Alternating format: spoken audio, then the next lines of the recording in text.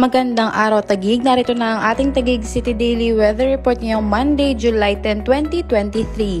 Ayon sa Pag-asa, sa kasalukuyan ay walang namamataan na sama ng panahon sa loob at labas ng Philippine Area of Responsibility. Samantala, ayon naman sa ating tower system, asahan ng mainit at maalinsangang panahon na may bahagyang maulap hanggang sa maulap na kalangitan at posibilidad ng mga pag-ulan, pagkidlat at pagkulog, lalo na sa hapon na gabi dulot ng localized thunderstorms. Maaari namang umabot sa 42 degrees Celsius ang ating maximum heat index ngayong araw at inaasahan naman na maglalaro sa 3 to 8 kilometers per hour ang bilis ng hangin na manggagaling sa southwest. At ayan ang latest sa lagay ng panahon para sa araw na ito. Patuloy tayong tumutok sa Taguig City Daily Weather Report for more updates.